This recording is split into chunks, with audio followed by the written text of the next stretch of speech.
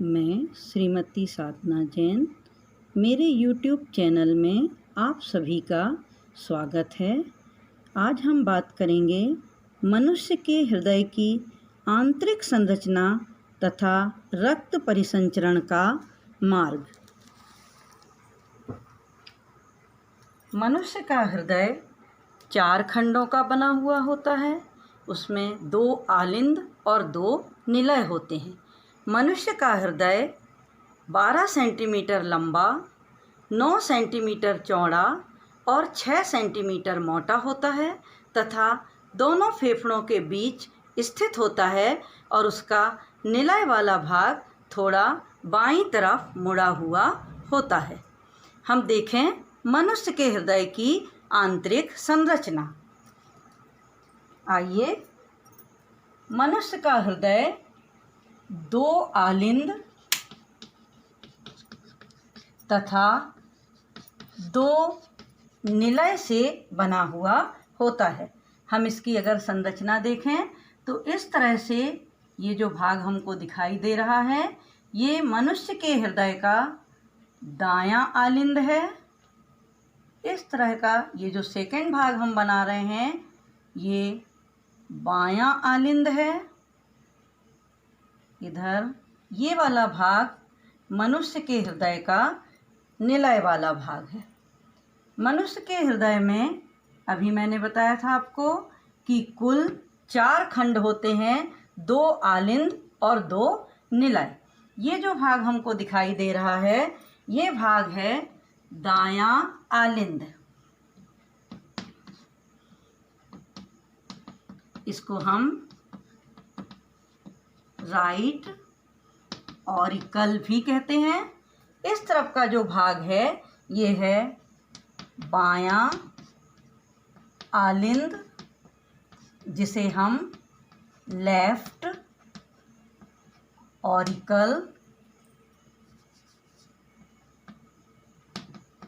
के नाम से जानते हैं। साथ ही साथ ये जो नीचे की ओर भाग दिखाई दे रहा है, ये है निलय। निलय में भी 2 भाग होते हैं, दायां निलय और बायां निलय।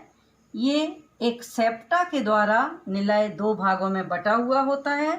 इस तरफ के भाग को हम कहेंगे दायां निलय या राइट वेंट्रिकल, और इधर वाले भाग को कहेंगे बायां निलय या लेफ्ट वेंट्रिकल। ये जो दायां आलिंद है, इसमें 2 महाशिराएं आकर खुलती हैं। ऊपर वाली महाशिरा को अग्र महाशिरा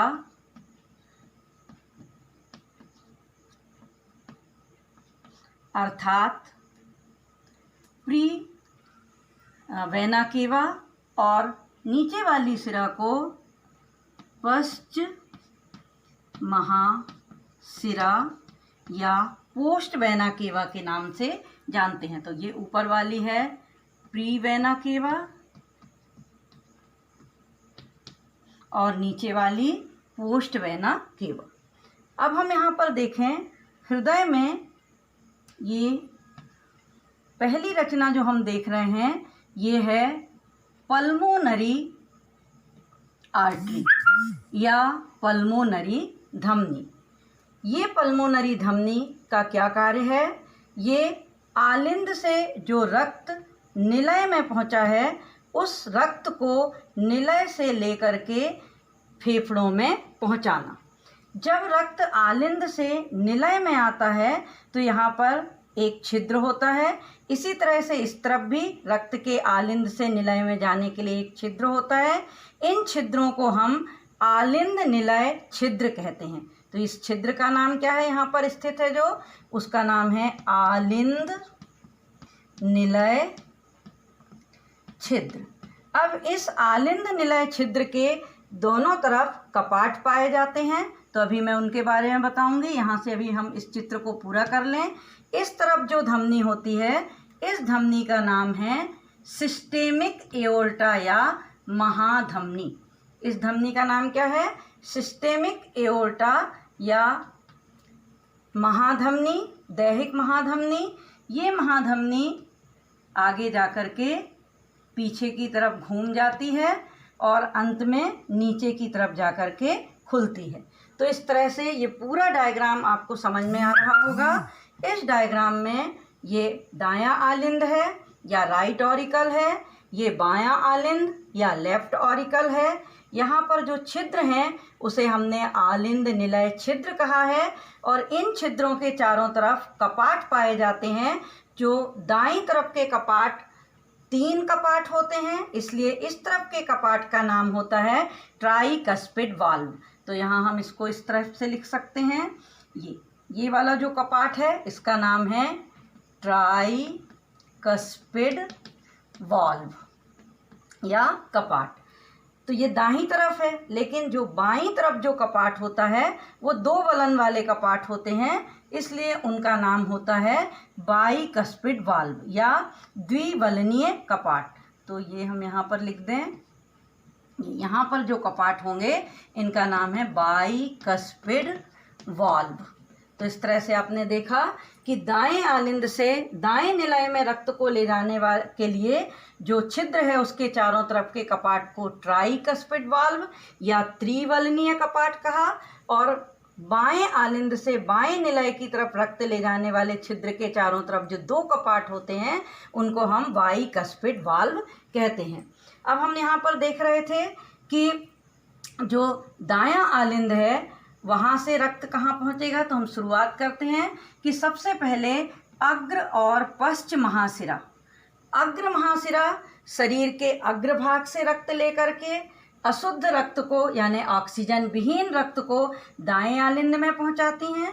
इसी तरह से पश्च महाशिरा शरीर के पश्च भाग से अशुद्ध रक्त को लेकर के दाएं आलिंद में पहुंचाती हैं। अब ये रक्त जो कि ऑक्सीजन विहीन है, जिसको हमने अशुद्ध रक्त कहा है, ये दाएं आलिंद में आ गया। अब यहाँ से ये रक्त ट्राइकस्पिड वाल्व के पास से होता हुआ ये पहुँचेगा निलय में। जब रक्त आलिंद से निलय में पहुंच जाता है तो ये ट्राइकस्पिड वाल्व का काम होता है कि जो रक्त आलिंद से निलय में पहुंचा है उसको वापस लौटने से रोकना, आलिंद में वापस जाने से रोकना। फिर इसी तरह से अब ये रक्त पल्मोनरी धमनी में पहुंचता है और पल्मोनरी जब निलय में संकुचन होगा तो रक्त पल्मोनरी धमनी में पहुंचेगा और पल्मोनरी धमनी दोनों तरफ के फेफड़ों में जाती हैं और इनका काम होता है रक्त को फेफड़ों में भेजना, जहाँ पर रक्त ऑक्सीजन युक्त हो जाता है। जब ये रक्त ऑक्सीजन युक्त हो जाता है लंग्स या फेफड़ों में तो ये वापस लौटता है और उस समय ये पल्मोनरी शिराओं के द्वारा बाएं आलिंद में वापस आता है। तो ये एक पल्मोनरी शिरा यहाँ आप देख रहे हैं और ये पल्मोनरी शिरा, ये दोनों तरफ के आलिंद से पल्मोनरी शिराएं शुद्ध या ऑक्सीजन युक्त रक्त लेकर आती हैं। तो जो रक्त यहाँ पर पल्मोनरी धमनी ने फेफड़ों को दिया था वही रक्त शुद्ध होने के बाद पल्मोनरी शिराओं के द्वारा बाएं आलिंद में पहुँचता है। अब रक्त बाएं आलिंद में पहुंच चुका है और रक्त शुद्ध हो चुका है। तो ये रक्त यहाँ से अब ये बाइकस्पिड वाल्व के द्वारा आलिंद के संकुचन के बाद निलय में पहुंचेगा और निलय के संकुचन के बाद यही रक्त एओर्टा या महाधमनी के द्वारा शरीर के विभिन्न भागों में पहुंचता है। तो इस तरह से आपने देखा कि पल्मोनरी धमनी का काम है लंग्स या फेफड़ों को रक्त देना और वो शुद्ध होगा, और एओर्टा या महाधमनी का कार्य है शुद्ध रक्त को बाएं निलय से लेना और वहाँ से शरीर के विभिन्न भागों में भेजना। यहाँ पर एक चीज़ और हम देखेंगे कि ये जो दोनों धमनियाँ होती हैं जहाँ पर इनकी शुरुआत होती है यहाँ पर भी कपाट पाए जाते हैं। यहाँ पाए जाने वाले कपाट को हम सेमी ल्यूनर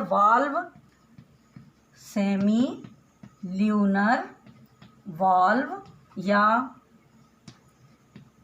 अर्धचंद्राकार कपाट के नाम से जानते हैं।